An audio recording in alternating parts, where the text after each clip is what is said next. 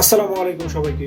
আজ আমি নিয়ে এসেছি একবারে দেশি স্বাদের দারুণ একটা রেসিপি, ডিম টমেটো কাঁকরোল ভাজি। নাম শুনলেই মনে হচ্ছে একটু অন্যরকম, আর খেতেও কিন্তু একেবারে ভাতের জন্য পারফেক্ট। তো চলো শুরু করি আমাদের আজকের রান্না। আমি নিয়েছি 6টা কাঁকরোল, ভালো করে ধুয়ে সুন্দরভাবে কেটে নিলাম। আর একটা বড় পেঁয়াজের অর্ধেক পাতলা করে কেটে নিলাম।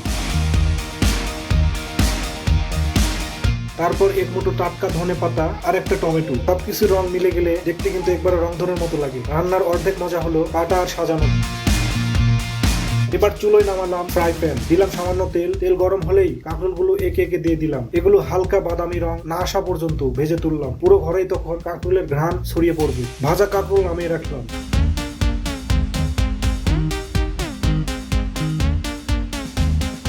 এবার সেই একই প্যানে দিয়ে দিলাম সামান্য তেল, কেটে রাখা পেঁয়াজ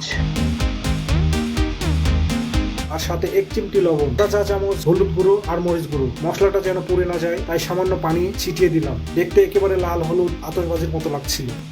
মশলার পর দিলাম 1 চা চামচ আদা আর রসুন বাটা। এই দুই মশলা রান্নার প্রাণ, এছাড়া স্বাদই জমবে না। 2 মিনিট ভালো করে কষে নিলাম।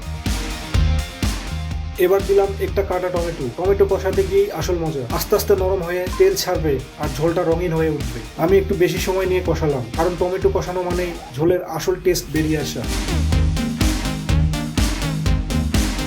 টমেটো সুন্দর করে কষে গেলে দিলাম একটা ডিমটা ভেঙে ফেলে মশলা আর টমেটোর সাথে মিশিয়ে ভেজে নিলাম। এতে ডিমের সাথে টমেটো টক মিষ্টি স্বাদ মিশে দারুণ একটা ফ্লেভার তৈরি হয়।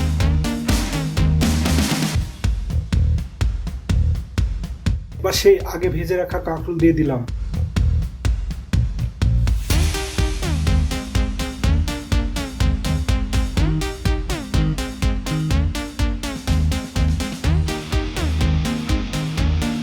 সাথে অল্প পানি দিলাম শুধু রান্না নরম করার জন্য, যেন বেশি ঝোল না হয়। ঢাকনা দিয়ে কয়েক মিনিট রেখে দিলাম। এই সময়টা আপনি চাইলে হাত পা গুটিয়ে একটু গানও গাইতে পারেন। কিছুক্ষণ পর ঢাকনা খুলে দেখি কাঁকরোল আর ডিম টমেটো একেবারে মিশে গেছে। পানি প্রায় শুকিয়ে এলে মানে আমাদের ভাজি প্রায় রেডি।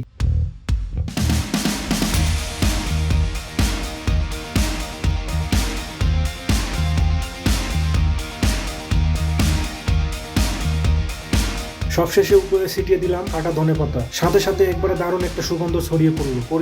পরিবেশনের জন্য প্লেটে তুলে নিলাম। ব্যাস, আমাদের ডিম টমেটো কাঁকরোল ভাজি একেবারে প্রস্তুত। একবার বানিয়ে দেখবেন, খুব কম সময়ে একেবারে ভাতের জন্য দারুণ একটা সাইড ডিশ। পরিবারের সবাই বলবে আবার বানাও। ভিডিওটা ভালো লাগলে লাইক শেয়ার করতে ভুলবেন না, আর অবশ্যই সাবস্ক্রাইব করে পাশে থাকবেন। দেখা হবে নতুন রেসিপি নিয়ে। ততক্ষণ পর্যন্ত ভালো থাকুন, সুস্থ থাকুন।